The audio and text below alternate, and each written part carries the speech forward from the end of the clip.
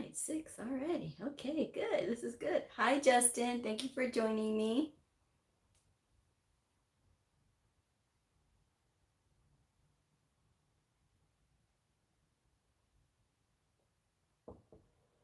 I hope everybody had a good day. I had a very errand-filled day. I will say that. So, oh well, I get everything done that I wanted to get done today. So I was happy about that. Hi, CB. Thank you for joining me. Hello, Mrs. Moody Reader. I like your name. That is awesome. It reminds me of books. You guys know how much I love books. um, actually, I didn't go to work today. I actually had the day off, but this was a planned day off. So I had a doctor's appointment this morning for like my yearly checkup, just to make sure that, I'm okay with my asthma and everything. And I did that, and I did some other running around, and then I came home and I finished a resume that I was working on. And then, I did some more filming, and then I got ready for tonight's show. So a lot. And then I went out and I had dinner, but I just pick it up. I'm not one of those people that can just sit at restaurants and just eat by myself, because for some reason I'm a magnet for people. When I go to a restaurant by myself, people want to just start talking. And while it's nice, I'm one of those ones that if I'm hungry, let me eat. I just want to eat and, enjoy my meal and just enjoy the peace. And sometimes it's kind of difficult. So I would just pick up my dinner and just bring it home, or lunch, or whatever I'm doing. So, yeah. Um, Hi, Caroline. Thank you for joining me. Yes, long time no see. I love all the blue hearts. Thank you so much. Um, I'm commenting off my booktube account. Oh, okay, that's cool. I like it. Caroline, how much do you charge to look over someone's resume? It is $80 for the rewrite, because that's what I do. I rewrite the resume, and if you don't have a cover letter, that's okay, because I can make one up. And it includes 30 minutes of a Zoom session over Zoom. And I do that because a lot of times when people send me their resume, it's missing a lot of things. And sometimes people don't think about all the things, the skills that they have, because it just doesn't occur to them to look at it like how a coder would be looking at it, right? So that's what we meet about over Zoom for 30 minutes. And then I give you a timeline about when you can expect it back. The turnaround time is between 5 and 7 days. It really depends on what's going on, like tutoring wise. If I have tutoring, or if I have other things I've got going on, then I have to kind of like work it. But I do let you know if that's the case. And then I set about going to work, and then when it's done, I will send it to you in Word format. And that's just so that it makes it easier for you to like change the title of the job that you're applying for, because I'll do something like, outpatient medical coder or inpatient medical coder. But if you feel like this resume would be good for another position, then you can just change the title depending on what position you're applying for at that job. And then giving it to you in Word, it makes it a lot easier for you to update. So that's what I do. That's pretty much what it is. I've gotten a lot of really good feedback. People have told me that they were not getting any calls, and then I did their resume, and now they're getting calls. So it's always good. And it's always nice to hear when somebody gets a job too. So not saying that mine does that every single time, but I do enjoy writing resumes. It's something that I find that I enjoy doing. Some people don't think about, but when you think about like resume writing and stuff, people that do this on a professional basis tend to say things very generically, especially if they're not in the industry. It's kind of a plus that I'm in the industry. I know what they're looking for. I know that if I'm hiring, what am I looking for in a resume? So that's every single time the energy that I put into building these resumes, because it's such an investment in your future. And when you think about it, these people don't know you. And how can you say things in a way that's going to appeal to them? Well, you have to start talking like they talk. And for all the resume tips that I've given out and things, it's just, I know for some people, they just don't have that confidence to write it out themselves, or they think that it doesn't sound right. So, then they tell me, hey, Blue, can you? Yeah. So that's what I do. And it's $80. I take PayPal or Zelle. And that's what you get. You get a resume and a cover letter. And if you don't have a cover letter, like I said, it's fine. I've created tons of cover letters. I just need to get a feel for who you are and what you're looking for. So let's go ahead and get into it. If you are brand new to my channel, welcome. I am Blue. I'm a medical coder. I know I just sort of started talking, but that's my show. That's what we do here. So let me see all these comments. I got a lot coming in. All right. Shannon, hello. Thank you for joining me. Hi, Christina. Justin, yeah, I love going out to eat, but man, the prices at all the restaurants are going up. Yes, they are. Caroline, very decent. Do I email it to you first? You can email it once you've made the payment. That's fine. And then I'll start looking at it. And then when we meet, then I'll really be able to kind of ask you questions and see what you're looking for and stuff. Yeah. Alive in my 50s. Hi, Blue. Good for you. Still a productive day. Go out in disguise. I don't know. That just is still. Caroline, do you do resumes for medical billing? I have done for medical billing, medical records, medical coding, medical billing and coding.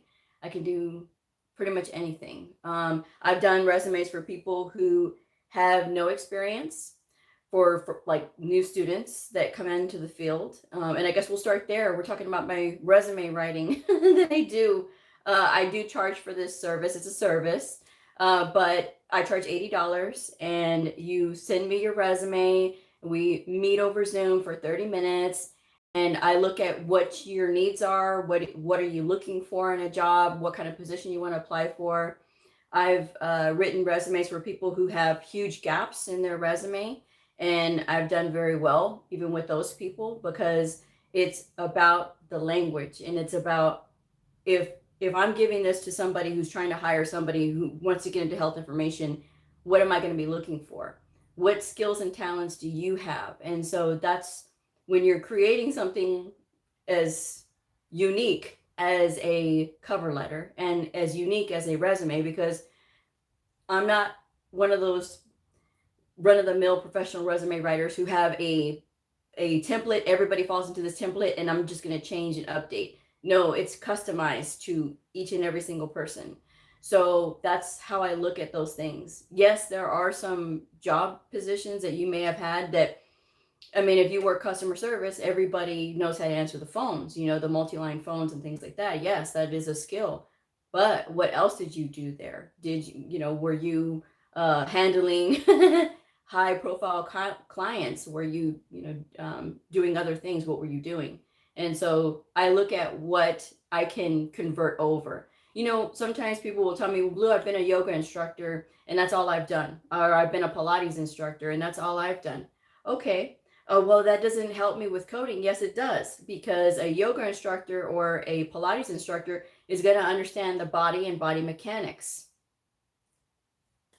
So if you understand the body and body mechanics, then that's what you need to have on your resume, that you explain this to groups of, like if you taught a class of 30, proper body mechanics and muscles, explaining the muscles and how they work, and physiology and how that works, and how to prevent injuries. All of these words are going to, like, okay, so somebody who's done Pilates or somebody who's done yoga or any kind of physical instruction, that would be a good person to be like in ortho or podiatry, or even working in occupational health, or occupational therapy or physical therapy, because you already know the muscles and everything. So again, and that's going to go on your skill set, that you know anatomy and physiology and pathophysiology and medical terminology. So when you have those skills, again, it goes back to, okay, this is a person that we know that they're saying all the right things, because when you look in these job listings, they're always asking for somebody who knows medical terminology, anatomy, and physiology. Must be strong in these. And they tell you that you must be strong in them because that's how they know you're going to be able to apply the appropriate codes. If you're looking at a document and you're trying to pick out diagnoses based on what you think that you see, but the patient came in and they were in the aftercare for a joint replacement, and you go and you put orthopedic aftercare, that's wrong. Because if they're in the aftercare for a joint replacement, it's aftercare following replacement of a joint and then the joint that they replaced. And oh yeah, did they have any suture removals or dressing changes? You add those codes on as well.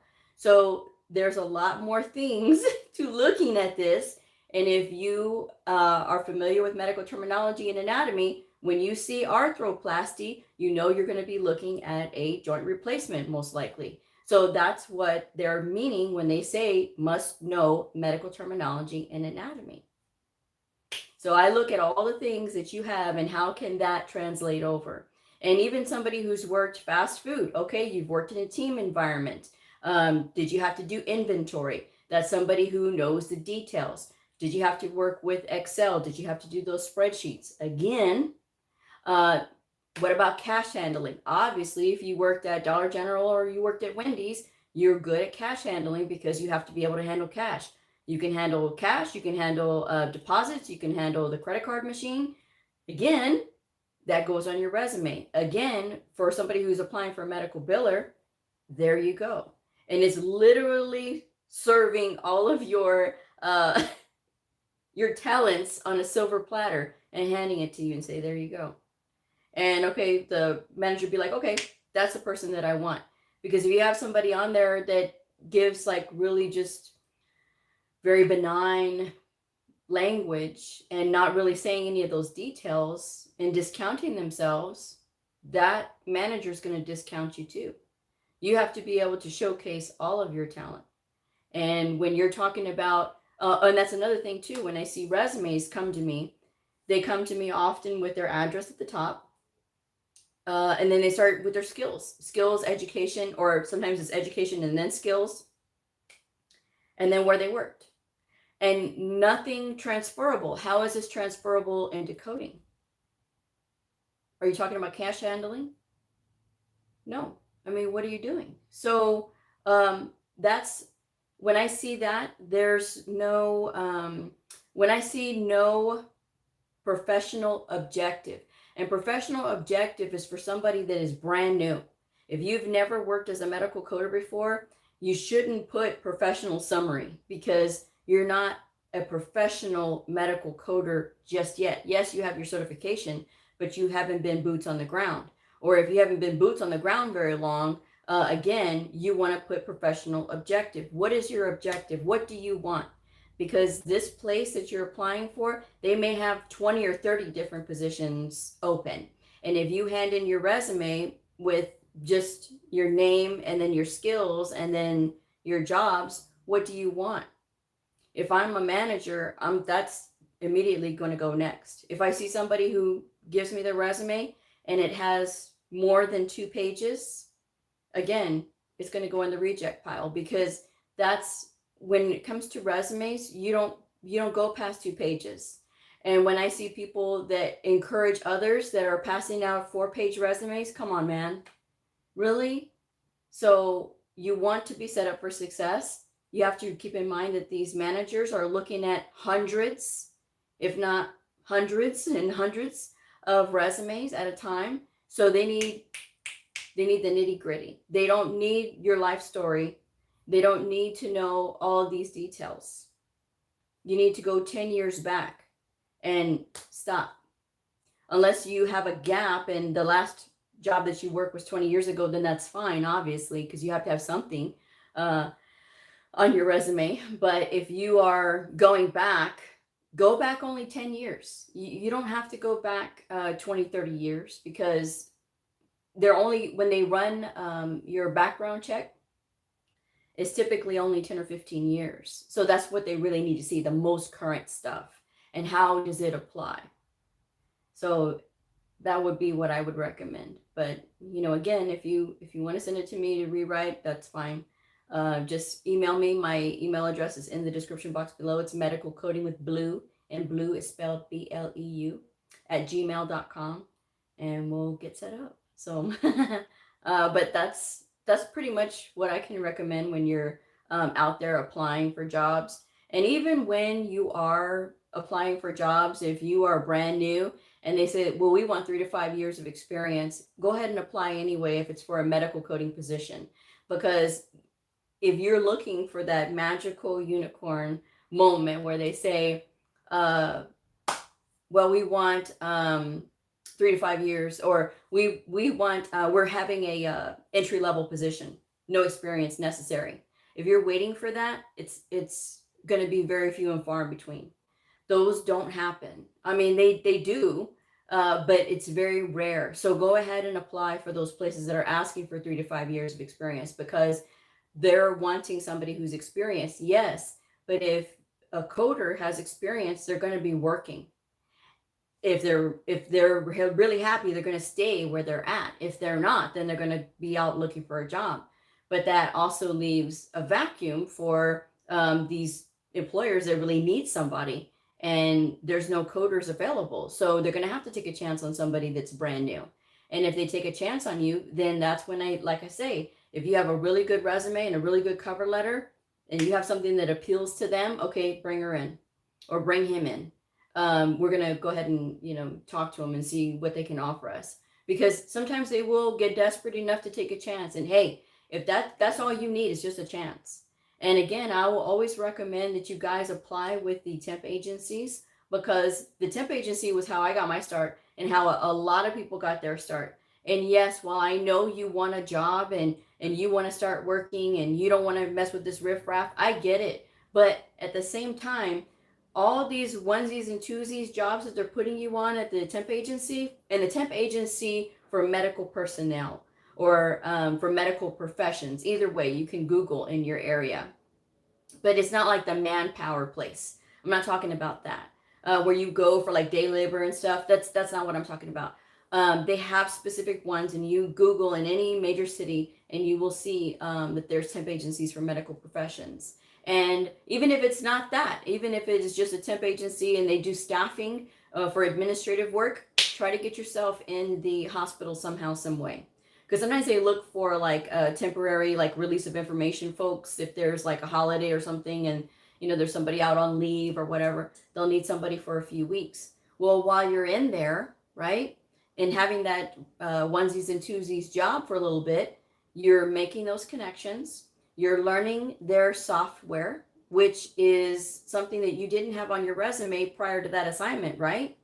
So if you're learning like Cerner, or you're learning Epic, or you're learning some other electronic medical record, that's another skill you're going to be able to add to your resume along with that assignment that you just did.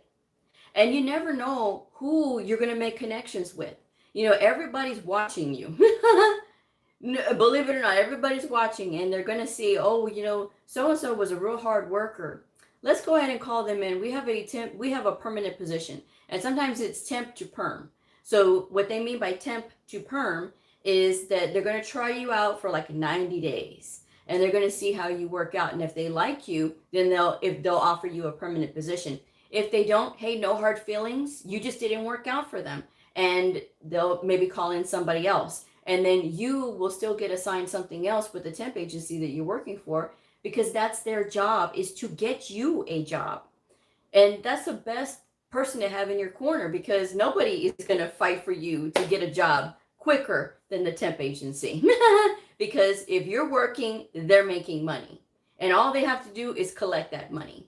So they want you to work, and they're going to try for you, but you have to do your part and get in there and try too. So get registered with the temp agency, and don't just register with one, register with multiple, so that you have chances to be able to get in. Because with the temp agencies too, they compete for contracts, for coding contracts. And here's the thing, if they're competing for coding contracts and they get one, well, they're going to need staff now, right? And they need them right now. And it's going to be people who are either going to be working on backlog, or they're going to be helping with a particular project, or whatever the case may be. Sometimes it's for risk adjustment, so it's just diagnosis coding. but you still need to know your pathophysiology, just saying. But when they do that, right, and they say, okay, well, we have a 3-month assignment and, we could really use your help. Great. Now you have an assignment on your resume that says you've been there for 3 months. What did you do? Oh, it was a mixture of the emergency room. This was a backlog for the emergency room. Okay, how many did you do in a day? I did 120 in a day. I'm just spitballing, guys. I'm just saying.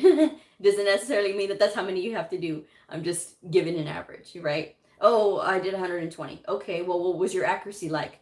95.5%. Great. That's the average anyway. That's the nationwide average of 95% that you have to meet in accuracy. So again, that's going to make you look good. Okay, so this person can handle the ER. This means they know how to code neuro, heart, accidents, mom and baby, sniffles, anything and everything that comes into the ER, you're going to be able to see it. So that's the best place. I always say, if you're going to start off in medical coding, the deep end of the pool is the ER. But if you master that ER, you can go anywhere. And that is the straight truth, because that means you can do anything. You can do procedure coding, you can do E&M coding, you can do diagnosis coding, and that is the best way to learn is, okay, there you go, deep end of the pool, go ahead. And, it's like ripping off a Band-Aid. You get in there, and then when you start learning, you're going to be lost at first. You are going to be lost at first. But do not let that discourage you, because it's part of the ride. It's part of the whole journey, when you look at it, because it's not an easy thing. If they're telling you, oh yeah, it's easy and you're going to learn on the job, you're going to learn coding, yes, but they're not going to train you. So don't think about it like that. What they mean when they say you're going to learn on the job is the book coding is different from real world coding. These doctors, they're going to document however they want to. The nurse practitioners, the PAs, oh yeah, they're going to document the way that they want to. And as long as they have a diagnosis that we can pick up and they meet at least the legibility requirement and the date requirement and what happened and the what for, then they're good to go. But you're going to learn these things after a while. There will be growing pains, yes. But it's not anything that you can't master, right? Because you mastered passing the certification if you've already passed the certification. So, and I know I went, I was supposed to start off with study tips, so let me check these. Here we go. Justin, yeah, it's important to get help with the resume nowadays. Christina, I had a counselor from the Career Step help me with my resume, and whatever program he used, I can't change anything on it. Anna, hi Anna. Anna says, hi Blue, love my resume review, thank you. Okay, that's awesome, thank you. Andrade, $80 for a resume is pretty good. I paid $123 for mine. And I know that I'm undercharging myself, and I know I should probably charge more. However, I know that, if people are not working, they still need help. And I don't want to charge, where it's nothing, because it is work. It is my time, and so that's why, I have to charge something. But again, I am probably under on the market anyway, but I don't think that it's right when you have somebody who's brand new, is not working, and they need help, and then you're going to charge them like that. Hi Flor, thank you for the blue heart. Justin, so when the time comes for me to submit my resume to you, I will need to give a detailed history of what I've actually done so I can get some insight on what to say. That I can pull out of you just by talking to you. That's not a big deal. You don't have to document all of that. Hi Ellie, thank you for the blue heart. Justin, Blue, do you offer advice on searching for jobs? I mean, I have. As far as like what? Do those temp agencies give health insurance? No, not that I've seen. But you're just there temporarily, and they're just trying to help you get the job. So that's what their job is, what they do. Christina, I've been starting to apply even though I don't have my certification yet. That's still good anyway. And says, "Oh, Blue, you're so helpful. Your followers are so blessed. Thank you. Thank you for saying that. I appreciate that." And I mean, it's I know that I do this too because I love to do this. I love to talk to you guys and be on here. And I know that a lot of times, people tell me, well, you should really charge more. You should do this. You should do that. And I get it, and I should, but then I think about the people, and then I think about like what I would want for myself if I was out there needing help, if I didn't know where to go. And so that's why I do what I do. And again, I mean, it goes back to just trying to be fair. You try to be fair, and sometimes people will think differently, and that's fine. I mean, again, I do things the way that I do things because I think that it's just fair. um CB says, can you use agencies in different states if they allow for that? CB, how come we never hear about other credentials, mainly CCS or CPC, not CIC, CCA? You do hear about the CCA, I say it, etc. Caroline, we love you too, Blue. Your information is valuable and so helpful, and it is much appreciated. Thank you so much for that, and thank you for all the blue hearts. All right, back to CB's comment about the CCA. All right, so I have done many a show where I'm lovingly talking about the CCA. So people do ask for the CCA.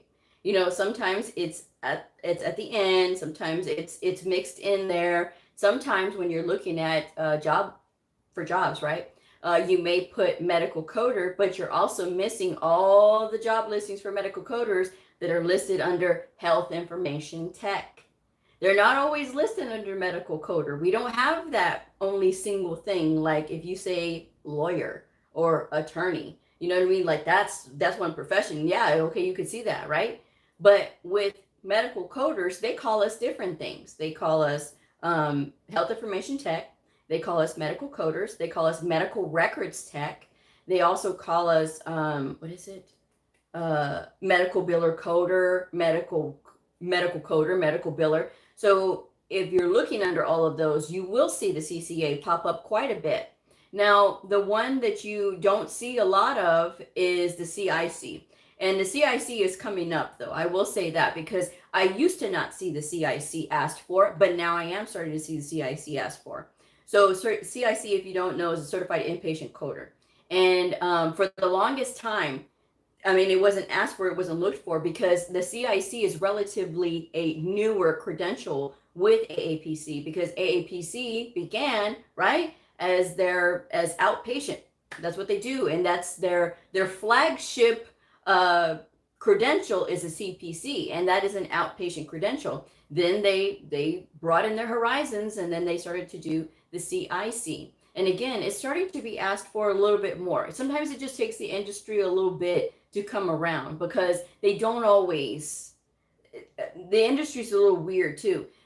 They didn't always used to ask for the CRC either, which is a certified risk adjustment coder. Now, I still say that you can do that even with the regular credential, with the CPC or even the CCA, CCS. You can still do that with those. You don't necessarily need the special credential for that, but there are more people asking for it. And it could be just the industry way of promoting that particular certification. So you have to remember that too, is that there's a lot of marketing that goes along with these things. So keep that in mind.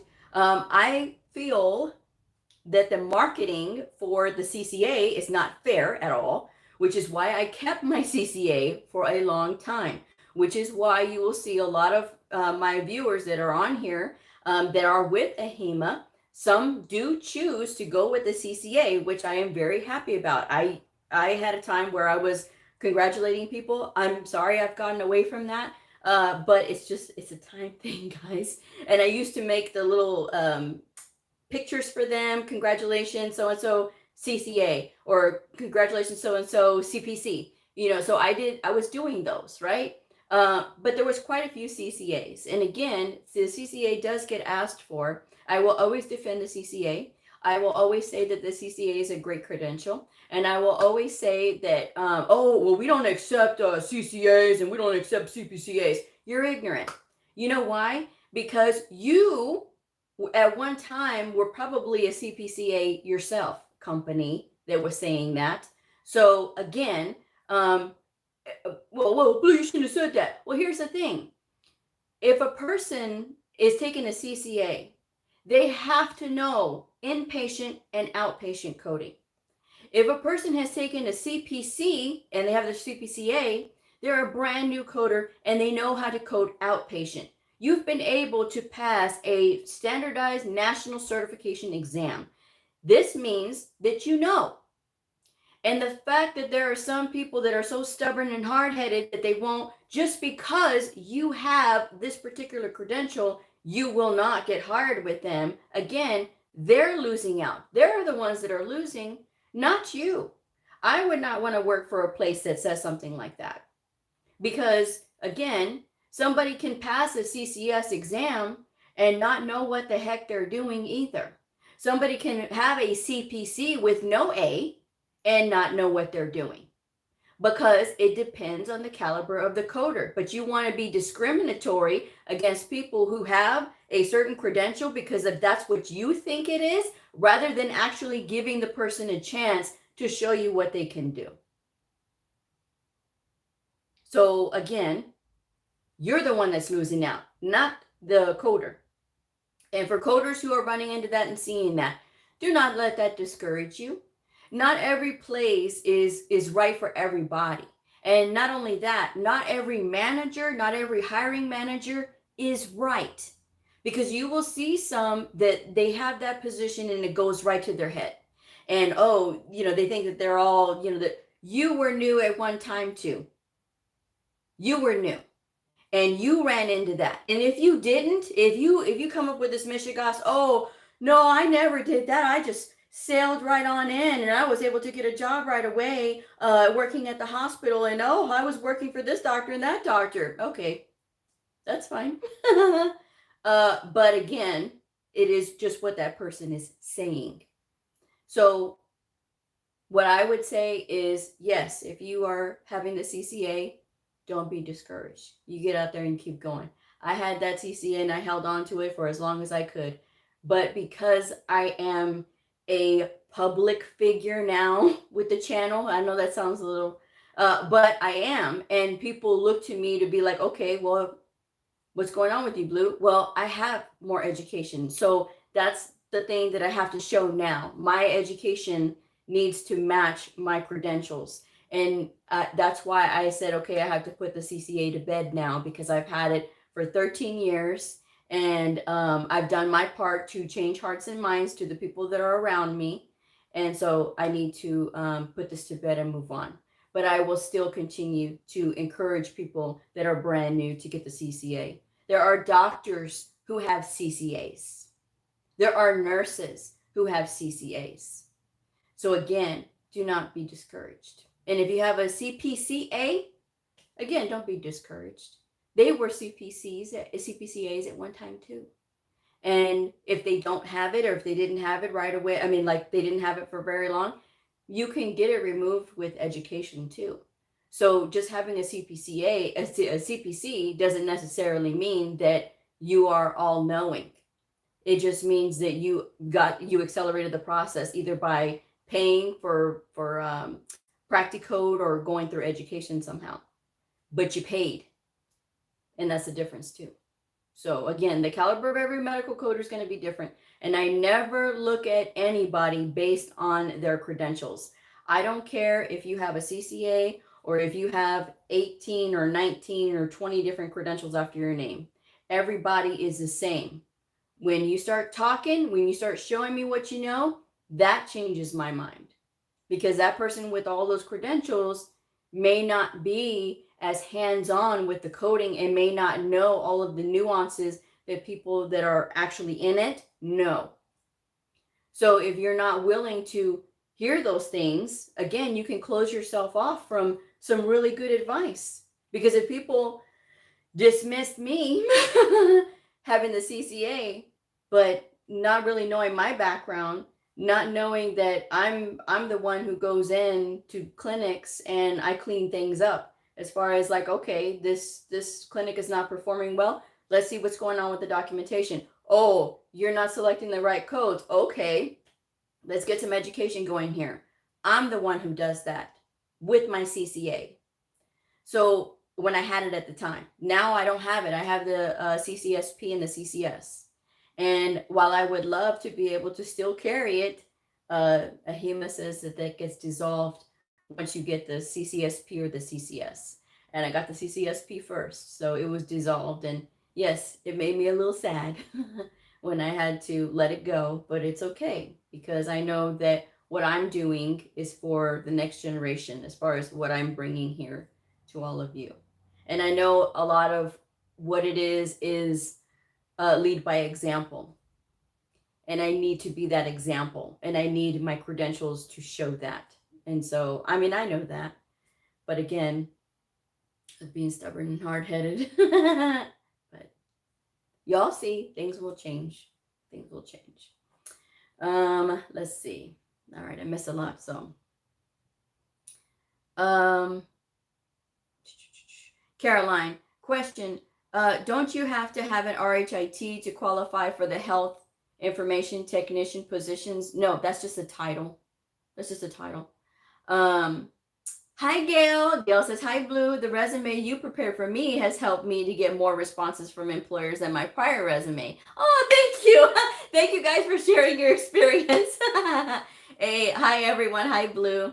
Any advice on studying RVUs? Okay, I got to get into that. Lachey. We have a lot of revenue integrity specialist listings in my area, and they specify certification in the description, and it is not a medical biller position. So see, they call it different things, you know, because they sometimes they associate the coding and the billing together,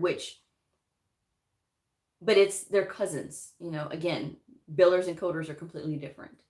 CB, Blue, is it true that the RHIT will become another specialty part B of a question given your experience and supervisor-like skills? Now you say this to me after you say about the CCA. Why haven't you gone for the RHIT? Thanks, just curious. I gotta come back to that one. I will come back to that one, CB. I will. Ellie, I'd like to start looking for a job as a medical clerk, but I don't have any experience background as IT or the computer, and I'm still in my medical coding program. Do not let that scare you. Go for it anyway. That's what I say. Lachey, coding business specialist is another job title I see in my area. That's weird. I've never seen that one. We have 3 major hospital systems and a ton of physician offices, and they all use different terms for coders. Yes. Christina, at Caroline, you don't need any kind of certification to be a biller. Justin, what's revenue integrity specialist do? From the job specifics, it's a medical coder. And see that it's all about reading the job description too, so you know what's happening. You know what are you supposed to do? Just from the name that particular hospital uses, they call their billers medical billers and coders revenue integrity specialists. And see, I've heard it the other way, that the billers are called revenue integrity specialists and the coders are called medical coders. Justin, I was wondering if certain parts of the country have better employment opportunities for medical coders than others do. 3 hospitals and a bunch of physician offices sounds like great job opportunities. CB, Michigan. I love it. Yes. Lachey says, I'm in Greensboro, North Carolina, and that's just in my area. I'm dead center, about 45 minutes, 1 hour from Charlotte Metro and Raleigh-Durham area. So I have their hospitals too if I want to commute. CB, some people don't know the difference between skills and knowing how to pass the exam. There you go. Justin says, I'm in Salt Lake, Utah, and wondering about the market out here. I hope it's good. Blue, we appreciate you getting the CCS and CCS-P. You passed through that tunnel. And can you tell us the dangers you dealt with on the way? Yes. Um, the fact that I had 13 years already in the outpatient setting, that made the CCS-P less scary for me. I will say that if you're brand new and you have no experience at all and you're trying to decide between the CPC A and the CCS-P, CCS-P does not have any apprentice designation. AHIMA does not do that. So when you walk out of there and you pass your CCS-P, and that's all outpatient, just like how the CPC is all outpatient. It's the same thing with the CCS-P, except the CCS-P, these are not in paper. Okay, so it is over the computer. And there's no telling how many questions you're going to have because they give you a range of questions that you may or may not have. So it just depends on how many the computer randomly pulls for you. So it is broken down into two sections. Same thing like the CCS. And excuse me, that's what they do with that certification. So it's outpatient. And again, I've been in the outpatient setting for all of these years. It was easier for me because, again, I already knew. But if you're brand new, I would say that it would probably be more difficult for somebody who is brand new anyway for the CCS-P, because if you look at the pass fail rates, it's 60 something percent was the last time they did it, I think, or 70 something percent. I think it's 65% though. And so that's not good. That means 65% of the people who took it for the first time were the ones that passed, and everybody else didn't do so good and they didn't pass. So it's a difficult exam. That's not disputed. I mean, when it comes to, okay, 65% pass rate, that's scary. But I will say that with work and sweat equity, you will, and by sweat equity, I mean your thoughts and working with this and actually working through the workbooks and going through and reading those guidelines, that's going to help you. If you don't read those guidelines, you're hosed. You're literally hosed. You have to read those guidelines, any exam that you take. And with the CCS, the danger of the CCS for me was not having that hands-on inpatient coding experience. Now, I had book experience, and going through that and trying to get better and sharper is one thing. And I was going through those boot camps. I went through the boot camp with HC Pro for the inpatient coding. And while it helped, it was only because I had already knew some of that by studying myself for the inpatient side. But the danger of that is, do you know enough? The person who passes a CCS exam is passing not just an inpatient coding exam, but they are also passing simultaneously an outpatient coding exam. This certification says the CCS and the CCA both say that you can code inpatient and outpatient. And you have to be able to change mindsets quickly. And if you are not somebody who can think fast on your feet, this can be difficult for you, especially when you have to switch on and switch off that frame of mind, because when you have inpatient rules, they're different from outpatient rules. Outpatient, we code what's definitive. If we don't have a definitive diagnosis, then we code the symptoms. In the inpatient side, you're coding for what the provider is treating that patient for. What are they treating the patient for? Because that's the resources that they're using for that patient. They may not have a definitive diagnosis and they may not ever know, but we're treating them for whatever they're being treated for. So if they say it's consistent with, then that's what we're going to be able to pick up. If it says they're treating for them for rule out, then we pick that up. If they said it was ruled with a D out, then we don't pick that up. So that's on the inpatient side, and it's different mindsets, different books. With the outpatient, you're looking at the CPT manual for the procedures. In the inpatient side, you're creating those codes on the inpatient side with that ICD-10 PCS manual. And that's what tonight's show was supposed to be about, was, do you memorize? Do you go through and do you memorize everything? You don't memorize, folks. How I survived, how I got through not one certification this year, but 2 certifications, was literally doing the ground work, which was going through the books and actually going through and working out the work, the exercises that I did, right?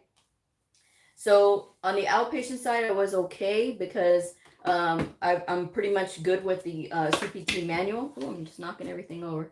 But if you have the Optum 360 ICD-10 PCS book, it has exercises with the answers in the back. So this is what I did. I worked through this book, and actually physically working hands-on with this book is what saved me because you have to know the approaches, you have to know the root operations, you have to know the who, what, when, where, and why, so that you can create the proper code. If not, this book is not like the CPT book, where the CPT book, you can look up a removal, and a removal is a removal. If you say removal on the inpatient side and you're saying removal of the appendix, that's not how you find it in here. You don't look it up under removal, you look it up under resection. The language is different on the inpatient side. So again, going through the exercise in the back of this Optum 360 coding book, that's what you want to do, because that's what I did. I literally would take 1 hour and I would work all the questions, as many questions as I could. And when I didn't understand the approach, I didn't understand how to code it, I went ahead and looked at the answer, looked it up in the table, and that was how I started to get familiar. So when I started to see things like total, I knew that they were removing whatever it was, and I started with resection, and that's what helped me to get better with the ICD-10 PCS procedure coding. Okay, and then I have to give it to AHA. This book is the reason that I passed the CCS. And this is a 2019 book, yes, but this is a 2019 book with the answers. Some of these codes have been updated, yes, and that's okay. But I like the way that they explain it. If you get the latest and greatest, it's going to have the same questions in it anyway that this 2019 book has. I recommend this 2019 book because it's cheaper. It's a couple of years older. But if you see that the code does not match and you see that code has been deleted, then you know you can look up the newest code. What did that code convert to? Or what did it delete itself? And then you'll be able to find your correct answers in here. But this book does a really good job of explaining not just the ICD-10 PCS procedures, but it also explains the diagnoses as well, and getting better and sharper with those combination codes for the diagnosis. So that's why I recommend this book. And again, this book was the reason that I passed that certification exam, the CCS, because I lived in this book. I lived in this book and in the Optum book for PCS, but actually physically going through, which was gonna be my point tonight.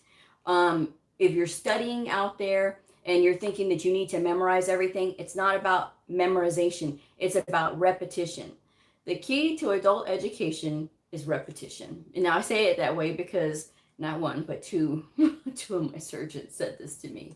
And they make that a big deal. That's their mantra in the clinic, is the key to adult education is repetition. It's not memorization, it's repetition. Because when you're repeating an action, it becomes second nature, which is why I tell you all to read the ICD-10 coding guidelines once per week. When you do it once per week, it becomes repetitive. When it becomes repetitive, it becomes second nature. When it comes second nature, it becomes quick to be able to get to where you need to, because you never know if you're going to need to reference back to a guideline and be able to look that up really quickly. Getting familiar with your books is the hugest part of being successful on the certification exams, and even when you're out there taking these assessment tests. I have heard of people taking open book tests with books that they should have known forward and backward, and they failed. Why did they fail? Because they weren't familiar with the book. When you're not familiar with the book, then you're going to be completely lost. You should be so comfortable with these books that you know exactly where to go. That was how I got so comfortable with this book. This book used to scare the crap out of me. I ran from this book. I said, oh, I won't need this. I will not need this. I thought this a few years ago. I had that thought process, which I said, I mean, I had my aha moment. So I was already with the love goggles with coding. But I said, okay, I'm only on the outpatient side. Why do I need the inpatient side? It'd be interesting to know, but that's not really where my heart is. That's not where I'm going to be at. You know, the whole thing. We plan and God laughs. Oh, yeah. That came and bit me. So then I said, okay, we're going to be friends. We're going to be friends. And how are we going to be friends? I opened the book, started flipping the pages, started looking at the pages. And I started doing that. And I did that quite a few times. You go through the whole book. You don't have to read anything. Just look at the pages. Look where everything is. Look at the appendixes and what they are and how it's going to help you. That's how you're going to be able to be familiar with your book. That's how you're going to get successful being able to pass the certification exam. Not trying to run around in circles and try to memorize things. Don't try to memorize. It's too much bandwidth, guys. It really is. And then you're going to stress yourself out so much that you're going to forget everything. Your mind has to be so relaxed that it's going to want to get this information. It's going to want to learn. But if you're force feeding it, memorization, oh, I got to memorize, you're going to lose everything. Don't do that.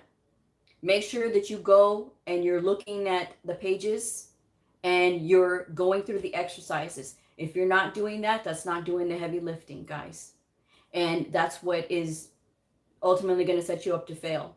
Because the more you go through it, the faster you're going to get. This is about your reading speed because it's all reading. It is all reading. And you got to be able to comprehend fast. Don't let that scare you. Don't let that scare you. If you are working on your speed, it will come with time. Because trust me, I'm a slow reader myself. But once I get going, then I'm okay.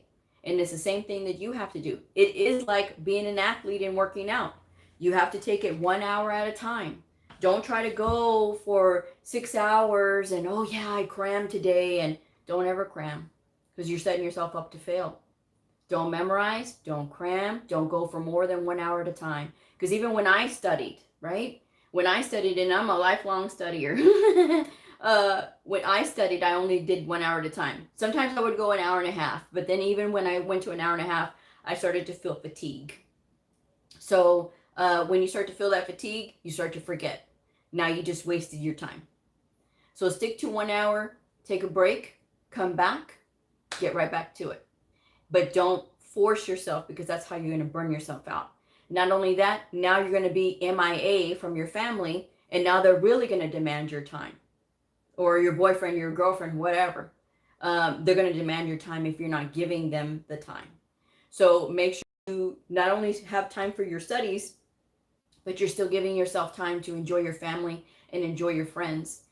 Because again, if you're missing in action, they're going to find you and they're going to spend more time with you. And they're going to demand more of your time. And you don't want that. You may as well give them some time so that they don't miss you too much. That they know that you're trying to balance everything. And if your kids won't leave you alone, that's okay. Have them hold the flashcards, make flashcards, and do drills together. The side benefit of that is they're going to learn too.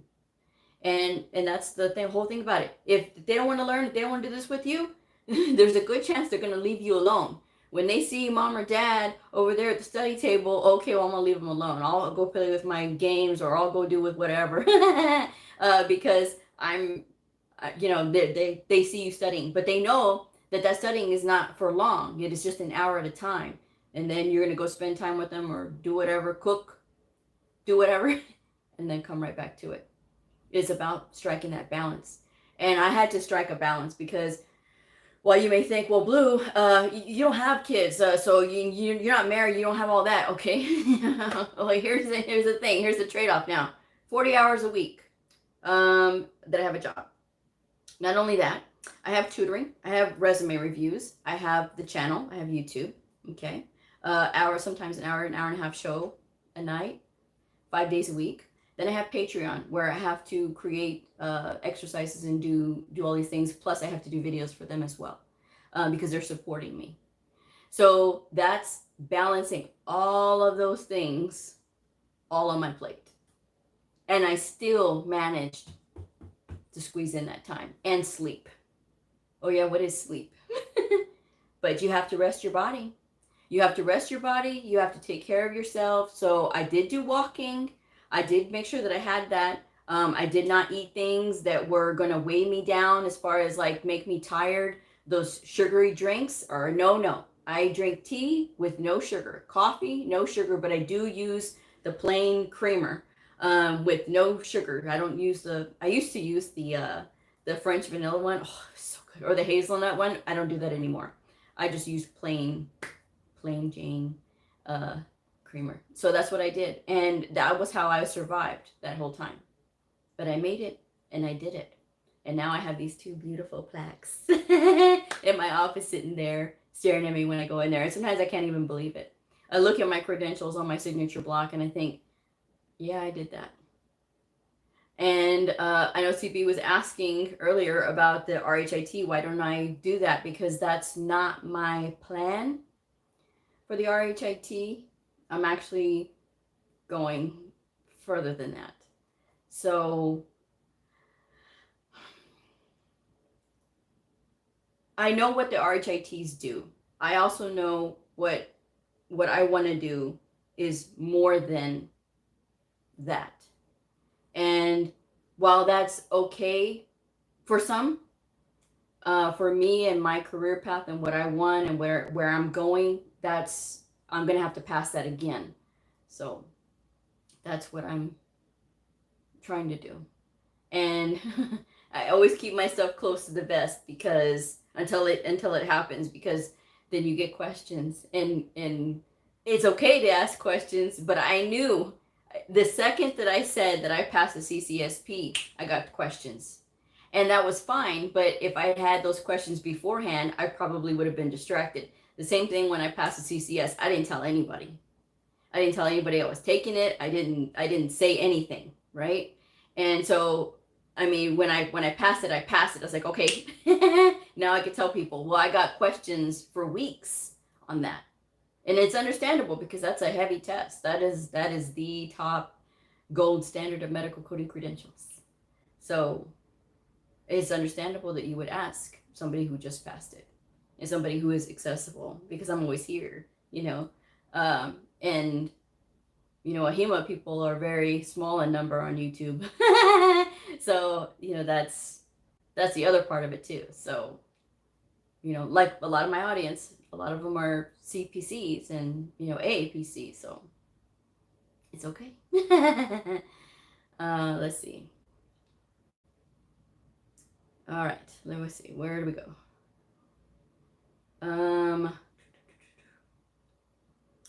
Lachey, Bleu. Even though it is not recommended by AHIMA, can you skip the CCA and go straight for the CCS without work experience? Trying to figure out the reasoning for the CCA over the CCS for beginners. I'll come right back to that. CB, wow, I didn't know that the CCS-P was the equivalent of, it's not, they're both outpatient tests. Let's just say that.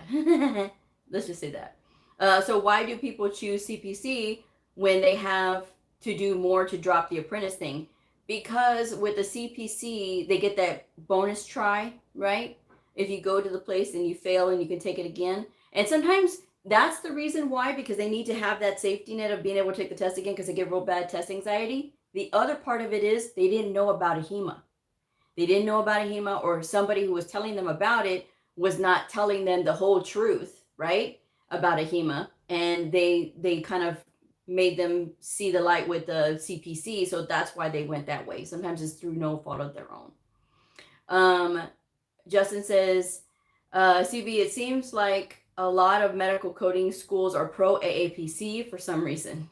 I'll get back to that. Lachey, do you recommend the AHA book over the Bucks step-by-step book? Y'all are going to get me in trouble.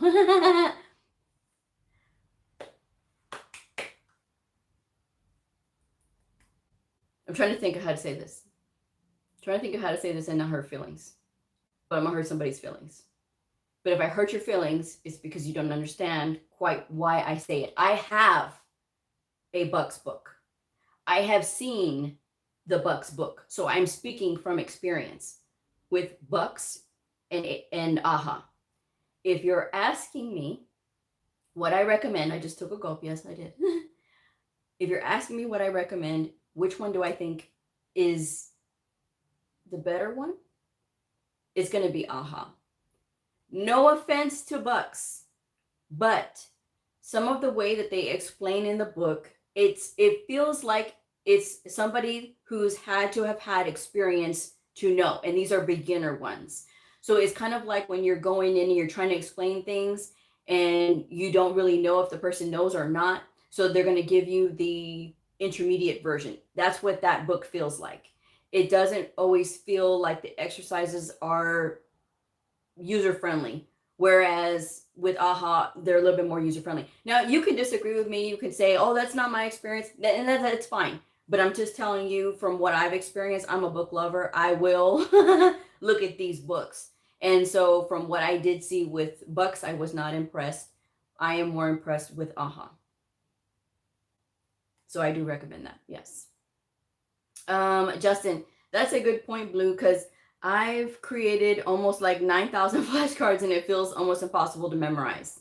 Rochelle, hi, Blue.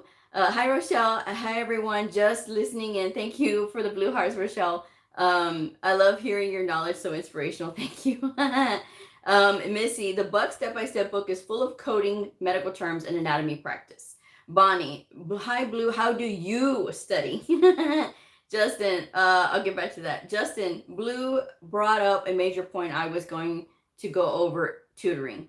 I burned myself out trying to memorize everything. I've been approaching it wrong. CB, you've mentioned what you would do. I happen to remember what you said. So you feel RHIT is counterproductive for that path?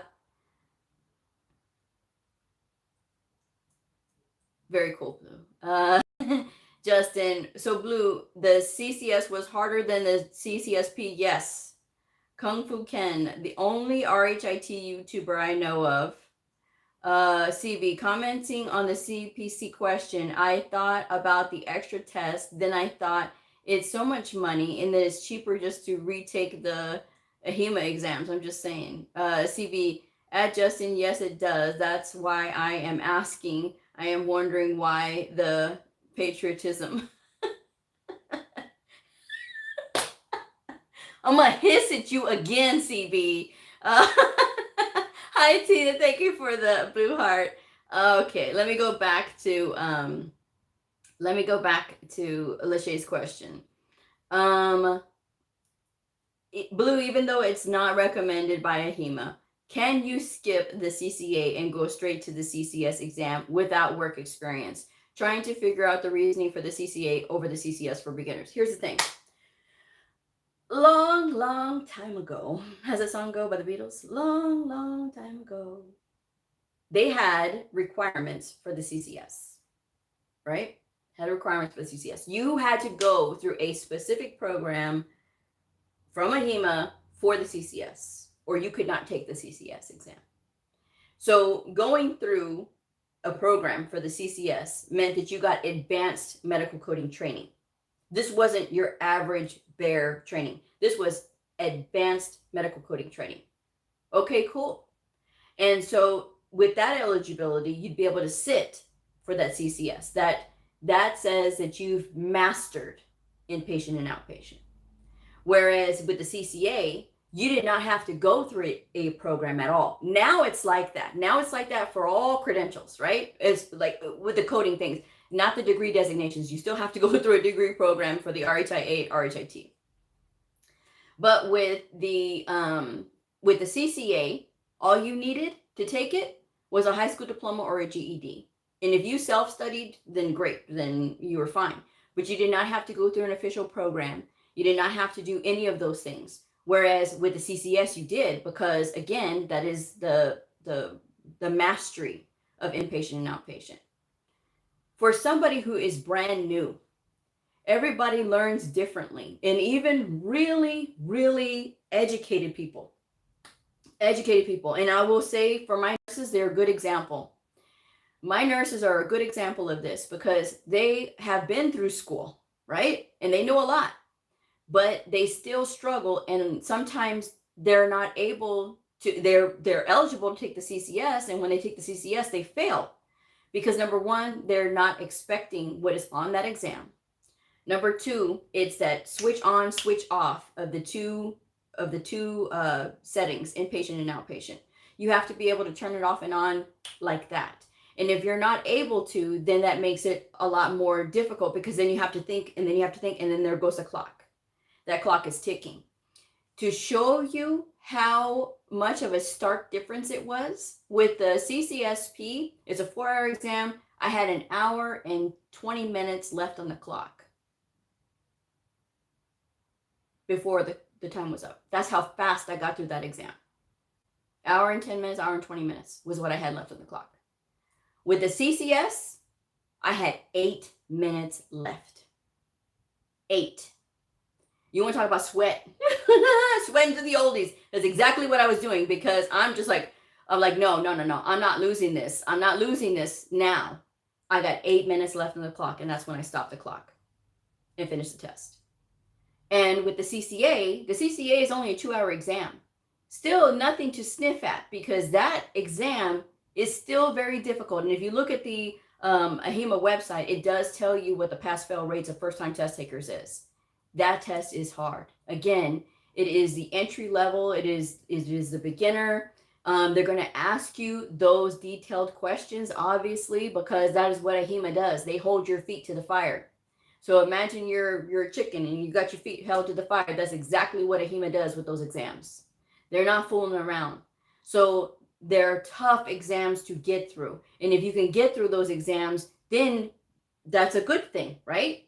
But if you choose to go with the CCS instead of going with the CCA, I will tell you that it is an uphill battle. You are going to have your work cut out for you. I'm not saying it's not possible because it is. I've seen plenty of people do it, but you got to work for it. And if you don't want to deal with the CCA and you say, well, I just want to deal with just the outpatient setting, then go with the CCS-P. Again, there used to be a requirement on that and now they don't have it. So you're able to take these exams now. So you're free to make this decision. It's recommended. And I will always see people say, well, no, it says on the website. Yes, it says recommended work experience. They're telling you that it is recommended because that would make it a lot understandable for you to get through it a lot quicker. But if you were trained well or if you studied really well on your own, then you can take either one. And I would never discourage anybody, but I will tell you that it is that switch on, switch off quickly.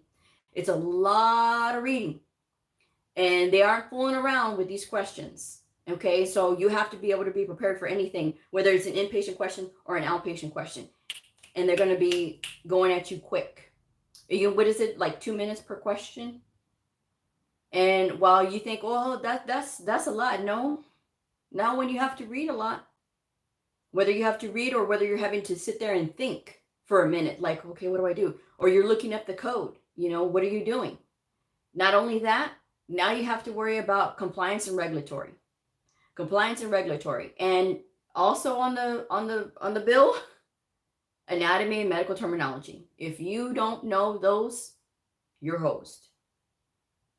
So that's why they say, some people will go ahead and say, well, I don't want to go with the CCA because I don't want to have to fight that hard. But I know that employers are looking for the CCS, so I'm going to go ahead and take my run at it. Okay, but be prepared. Go through those drills and practice. Don't try to memorize. Make sure that you're doing this stuff repetitively so that way it'll be second nature for you. Let's see.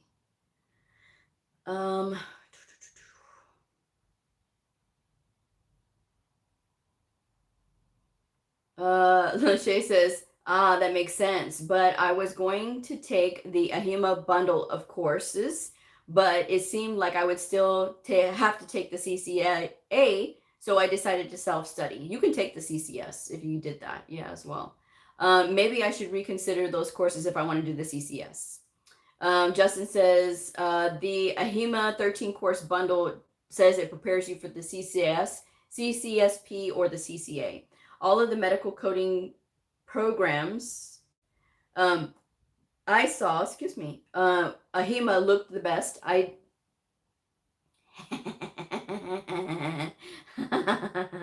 uh, Shay, I saw that, but somehow I thought I couldn't take the CCS without 2 years of experience. Justin, if you look at AHIMA's page, 2 years of experience is only one option, and the other is the AHIMA approved program. Although it's not mandatory, you can take it anyway, but they give you that so you can pass it. I think I missed a lot of the website. I thought the CCA was the only option if you self-study. I even considered the CPC because of that. Justin says you can self-study to a certain extent by looking at their course bundle. Lachey, makes me wonder about the previous question about why go through the CPC if the CCS-P is available with self-studying. I personally prefer AHIMA, so I'm trying to get the info right. And again, it goes back to sometimes people just don't know about AHIMA. When I came here, all the ladies here were all AAPC certified because she was a former drill sergeant and she was my boss. And she started out certified. None of the girls were certified, but she started out as certified. And when she did, she had AAPC. She had her CPC. So because of that, she says, well, I want all of my girls to be certified. So she got them all into a program and they all studied together. And then they all went to take their certification. Some passed it the first time and others did not. They had to take a second run at it. And some didn't pass at all, you know. So it really all depends. Because for some of the girls, I know it's because they say, well, I feel like I'm too old. They were in their late 30s. Get out of here with that, too old. And, oh, well, I'm too old and I don't want to learn. Okay, whatever. But they were saying that that was how they knew. And so when I got there, they're like, well, what do you have? And I said, I have a CCA. And they go, what's that? And I said, what's that? I said, that's a certified coding associates, like with the HEMA. And then they go, what's that? And I'm like, they go, why don't you get a CPC like the rest of us? And I go, because I already have a CCA. And this says that I can code both inpatient and outpatient. I mean, why would I need to be like the rest of you when y'all have the same thing that I do, but y'all have to get more CEUs than I do? And y'all's is, to maintain it, is more expensive than me. Oh. So, yeah. Let's see.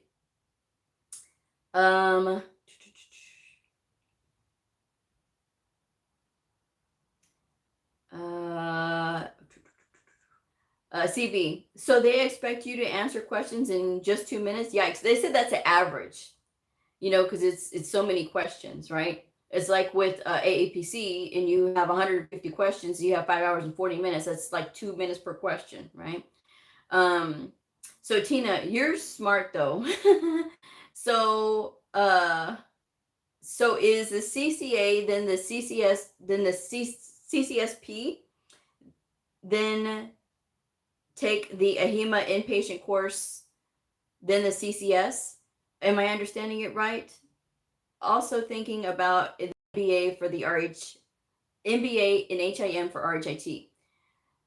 So yes, that can be the path.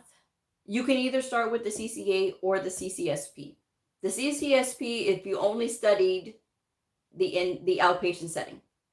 The CCA, if you have studied both inpatient and outpatient. If you've done study with the ICD-10 PCS, then yes, obviously you can sit for the CCA, right? Or if you just want to stick with the outpatient side, then go with the CCS-P, okay? And you can stay with the CCS-P if you want to. If you want to take an inpatient coding course and go to the next level of getting the CCS, So that says that you can code both inpatient and outpatient. That's totally fine. It is entirely up to you on that one. Some people get in the outpatient setting and that's where they like it. That's where they stay. So, I mean, it really all depends on what you want to do and where you're going to go in your career. Justin, but even so, a tutor like Bleu is really going to be essential to get through the coding in the end, I think. Yes. CB, me too. I was also confused by that. Tina, I meant the CPC. Okay. Hold on, let me go back. No. You're crossing credentials now. So the path with AHIMA has the 3 certifications: the CCA, the CCS-P, and the CCS. The CPC is with AAPC. That CPC is by itself. That has nothing to do with AHIMA. Okay. With AHIMA, they have the CCA that covers, it's an entry-level credential. It covers inpatient and outpatient coding. That is a 2-hour exam. Still a very difficult exam for those 2 hours, and you'll be sweating bullets. But it is their entry-level exam.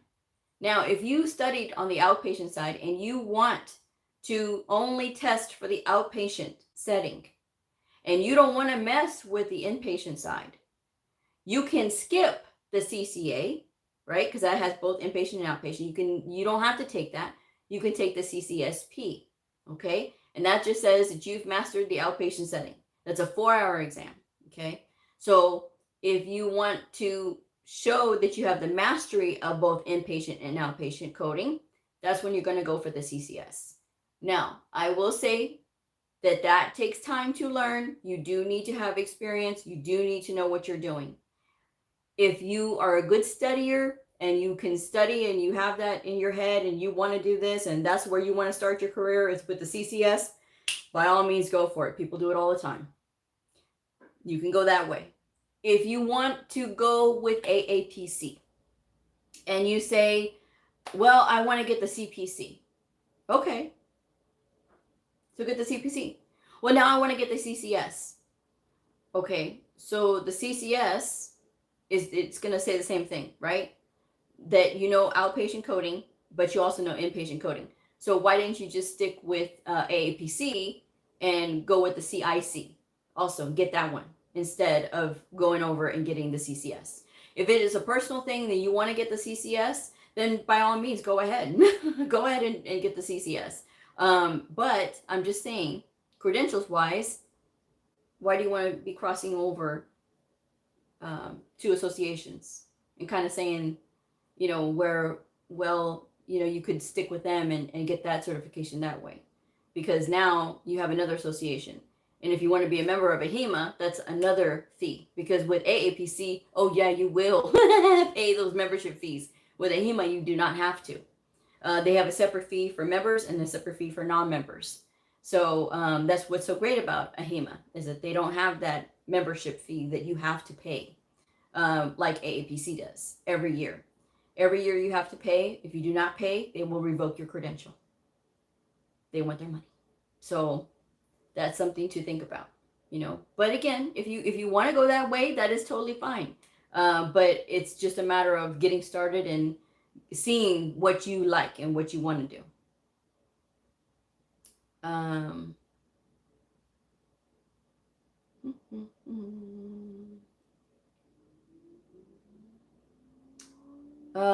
Justin says, AHIMA, make sure for the RHIT, RHIA that you go to AHIMA's website and you choose an approved college, because not every college's degree program will get you the RHIT, RHIA. Tina says, thanks, Justin. Gail, Bleu, I am 65 years old and just passed the CCA in September of 2021 on the first run. There you go. Congratulations. And you look amazing, because I've seen you. Justin says, yep, Tina, definitely gotta watch for those, gotta watch for that. It's a big landmine. Some of the schools won't be honest with you. Shannon, congratulations. Gail, that's great. CB, wow. At Gail, that's congratulations. Tina, It is lucrative to do all. Is it lucrative to do all that courses? Alani says congratulations. Gail, thanks. CB and Shannon. CB, do you recommend that a person get a CPC that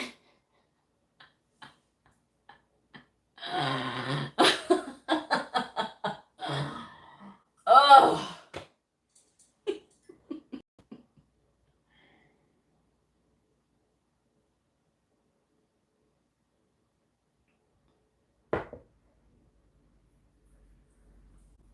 Okay.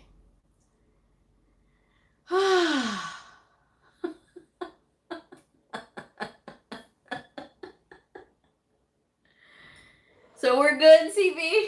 You got the answer to that question? I was like, did I have to answer the question again?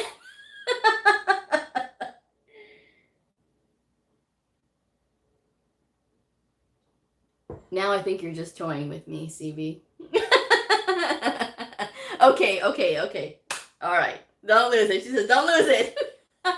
I'm not. I got my little blue cup here. I can't lose it.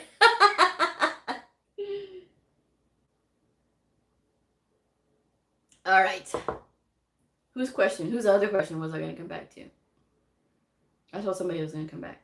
Oh, who did I say? Who did I say?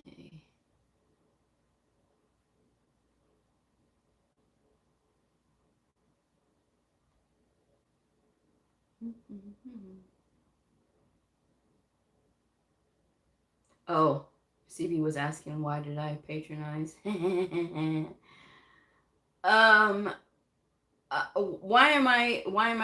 does it sound like I'm patronizing? Oh, Bonnie's question has, how do you study? All right. But yes, I'm coming for you, Bonnie. It's not that I'm trying to be patronizing about any of these credentials. It's just that people have different plans on what they want to do. Sometimes when I say things, I know people take me like, okay, if she's doing it, then I'm going to do it. Okay, and that's great. For some people, they have different plans, and for some people, they have different strengths. I've been in the industry over a decade, and I got a lot of strengths. There's a lot of things that I want to do, and there's things that I can see that I can improve because I have that talent, because I've done it before. So that's why. It's not that I'm trying to be patronizing, because I'm not. I want people to be free to hear my message and be able to say, oh, okay, well, yeah, she mentioned that, but yeah, I think I want to do that, or I think I want to get into the RHIT program, or I want to get into the RHIA program, or I want to be a CDI, or I want to do this, I want to do that. I want people to be as open to exploring different options than just what I'm saying, what I'm trying to say. So if I hope I don't sound like I'm patronizing, because that's not what I'm trying to do. What I'm trying to say is, with the books, though, trying to be careful about what I say, because I don't want to offend anybody. And I mean, it's a nationwide platform. I mean, there's a lot of people that hear this. I'm still an industry member. I'm still, I still have to have the ability to be able to be neutral, right? And to be professional about it, as far as like, okay, well, I don't recommend this because. And for some people it may work. Bucks may work for some people. Bucks doesn't always work for other people. From what I saw, I was not impressed as far as like what the material itself.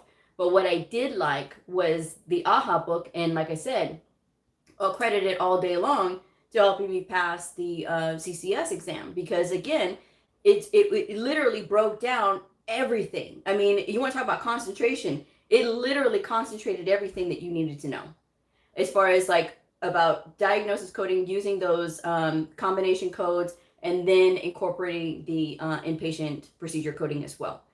That was what I meant. And so again, I mean, you can take my advice, you cannot take my advice. I mean, it's entirely up to you, but that's the reason that I say the things that I say and the way that I say them, because I want people to be able to have that choice and the option, and I don't want it to seem like, oh, she's only saying this, because there's plenty of that out there. Okay.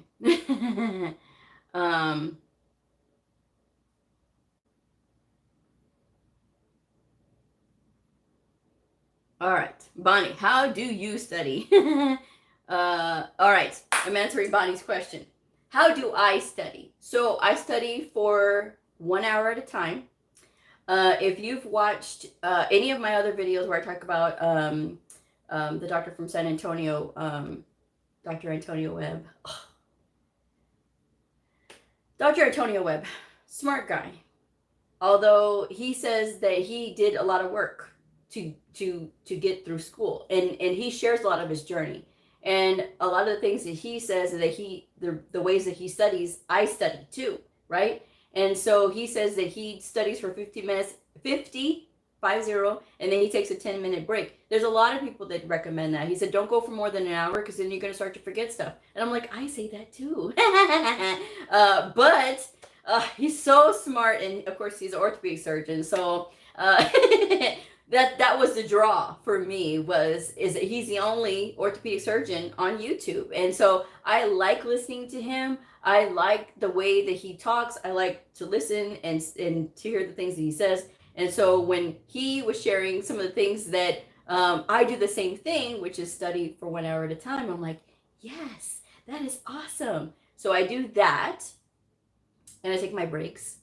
I will also listen to channels like JJ Medicine on YouTube that literally break down in very short videos about different disease processes and pathophysiology and medicines. So it has all of these things on it, and you can just listen to it when you're tired of reading. And although sometimes I never tire of reading, my eyes will tell me, oh, hey, Blue, we need a break. And so I'm like, wah. So I'll listen to something, and I'll take the time and do that. So I'll do that for an hour at a time. I have gotten myself on a schedule. So what I would do is I would come here, have my little chit chat with you guys. Back when I was only doing an hour show, and now that is not the case anymore because I do longer shows now. And then I will get done with my show, go take a shower, and start studying. And I will study for an hour, take a break, and then another hour, and then I will go to bed. And that was my schedule every week for the time that I was studying. And so when I had passed the CCS-P in March, I had taken a month off of studying like that. And I really started to dig in once I got, once I had decided that I was going to take the CCS. I did not know when I was going to schedule it, though. I rely on how I feel and what's going on in my life at the time.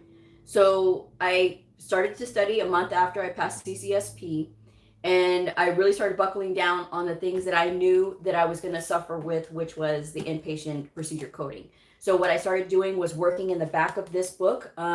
If you have not had a chance to check out Optum360coding.com, Optum360coding.com has their ICD-10 PCS manual. You can sit for the CCS or the CCA, right, with the PCS manual that has the spiral.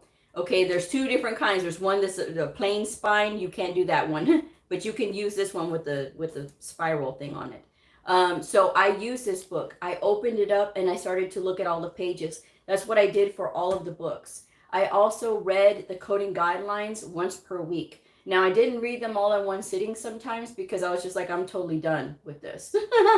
But I did review them, when I was tired of working out in the workbook in the back, because it has that like little quiz thing back there with the answers, by the way.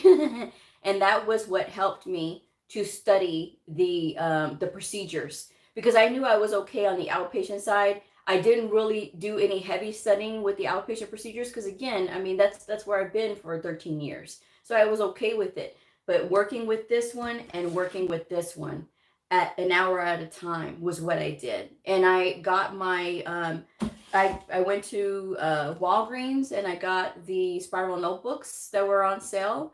And I literally have them filled with just, okay, question 1, question 2, question 3, question 4. And when I would get the question wrong, when I would go back, what I would do is I'd cross out my answer and then I would write the correct answer and then I would write the key word.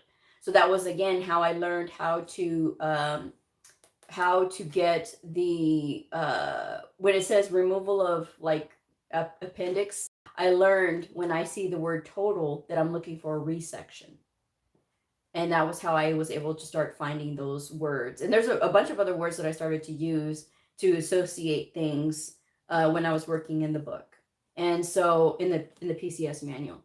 So that was how I studied. And I took the time to take breaks when I felt like when I started to feel like I was run down, I just stopped for a day. And I would stop sometimes a day, sometimes 2 days, but I never let it go past 2 days. I would always try to make at least 1 hour of time to study, no matter what I had to do.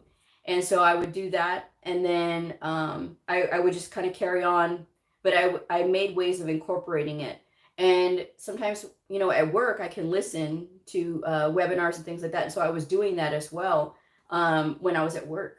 And just listening to that really helped, because even though I'm reading it, it's nice to be able to hear. I multitask. That's what I do. And that's how I concentrate. But that was how I did it. I also did flashcards too. And I haven't done flashcards in a while. And so, you know, I used a lot of those for like my compliance and regulatory questions, because what I saw, of course, in the CCS prep manual, I knew was not going to be on the CCS exam. And I tell people this all the time, but some people think that they need that exam prep book because it's the official exam prep book, but it's not going to have the questions that's on the test. It's just going to give you those that frame of mind to be in that exam. And so I didn't rely on it. I did do it. I did work in it, yes, because I have it, but I didn't rely on what I saw in there. You know, I did get Medical Coding Pro, their prep book for the CCS-P. That helped me with some of those compliance questions as well, as far as like, okay, helping me to think about those compliance questions, because you never know what compliance questions is going to come out. So I did review CMS as well. So, and that's what I did. And I made it a point. I also have my whiteboard where I put, I will pass the CCS on, and I put November 3rd because that was when I was taking my test. And so that's what I did. And I saw it every day. I looked at it for months. You know, I passed the CCS-P at the end of March, and then it wasn't until May that I started to study again. So from May all the way till November was when I was looking at that every single day. When I left the house, when I came, I was seeing it every single day. And I would tell myself, I'm going to pass, I'm going to pass. And then anytime I felt that self-doubt, anytime that seed started to try to get planted, you know, it's the devil trying to get in you. And then I'm like, no, I'm not doing that. I am going to pass. You know, I'm a very good coder. I know what I'm doing. I got this. And I said, nobody's going to take this away from me. And then that's when I started to build myself up again. I'm like, okay, I got this.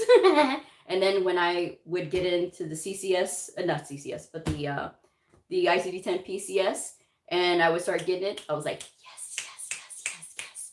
And I would start getting them faster. And I would try to work on my speed, looking them up quicker.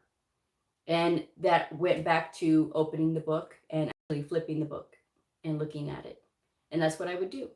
And sometimes I would spend the evening listening to Monk. I like to watch Monk. But I would be sitting there with my book and just looking at the book while I would watch the show. And that was my downtime. So just different ways of incorporating those things. But the whole point is that I did not pressure myself to have to memorize things. I did not have that pressure because it became so repetitive that it becomes easier and you get more faster at it. You get more fluent at it. And that's the goal, not memorization, because it's too much, guys. It's too much to remember. And you're going to burn yourself out if you do that. So, let's see.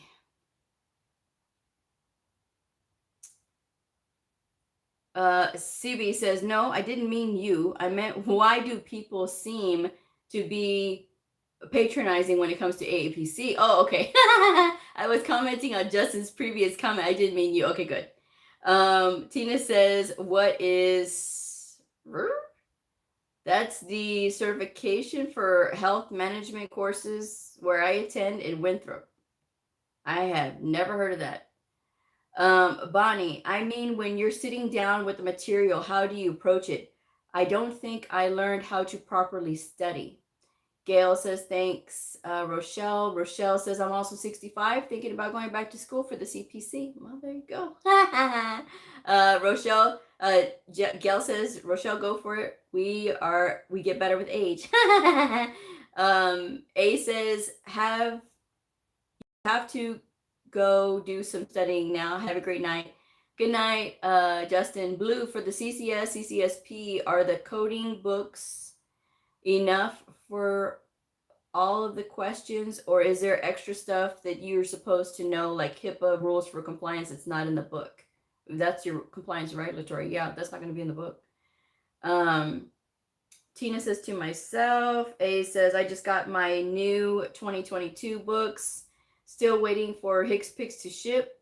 So excited for the fresh books. Rochelle, Gail, you're right. We get better with age. Tina says, reviewing the material, not in need of special care. A says, I listen to your videos at work and I count it as study time. Thanks.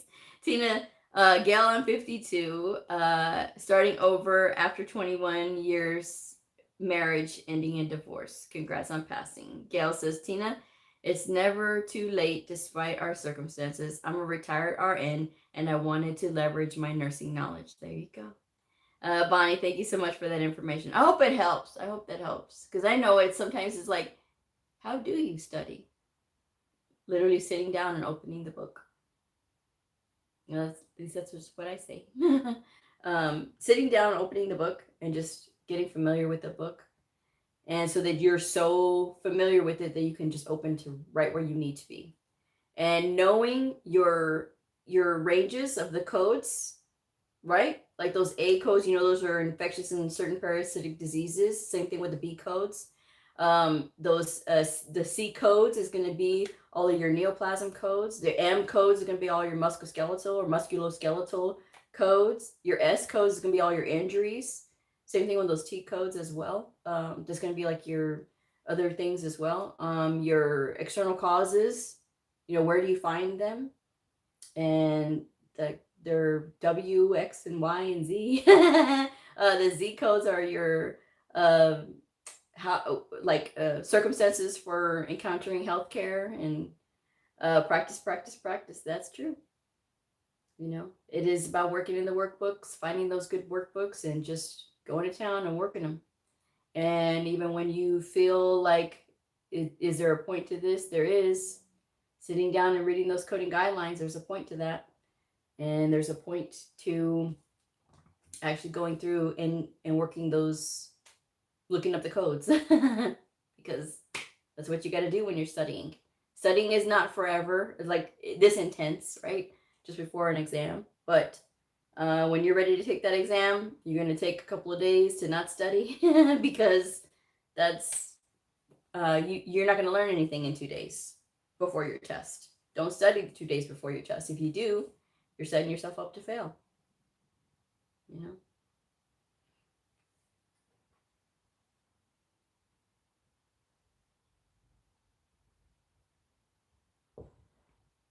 Bonnie, I'm at the very beginning of my journey. It's overwhelming, but I'm optimistic. I'm in the health field and I love health. Well, good. Good. But it's just, yeah, picking up one foot and putting it right in front of the other and studying these workbooks and opening the book and looking at all the available things. But yes. Anne says, hi, Blue. I passed my CPC course. Overall graded 95.4. And yes, I'm 70 years young. Oh my goodness, that is awesome. You really motivated me with your pep talks. I take the AAPC exam in 2022. Well, I'm going to be crossing my fingers for you. That is awesome. That is so awesome. And the fact that you're not letting age stop you, that's great. That really is great. Tina says, you go, Ann. So it goes to show you that it's never too late. It really is never too late. And the lady that I went to school with, she was age 61. And she's still a medical coder today. Feisty. She's actually shorter than me. But yeah, she's still a coder today. Tina says, inspiring me. And she's meaning you, Anne. Gail says, thank you, Sandra. And Justin says, nice. Yes. So I am so proud of you, ladies. That is really awesome. That is really awesome. And that's motivating. That's inspiring right there, that you're not letting anything slow you down and that you got this. And that is a very impressive score. 95.4. That's awesome. Yes. All right, guys. It's already 9:17. I know it's after 10 on the East Coast. But this has been a wonderful chat. I hope it was helpful for all of you, because I like to talk about medical coding. And you see, it makes me happy. Anyway, tomorrow's Vlogmas is going to be modifier 53, right? Yes, we did 52 today. 53 is for tomorrow. So if you're watching that, thank you very much.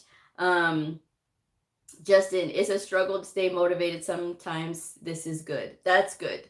And see, that's what I like. I like positivity in the comments. That's what I really love.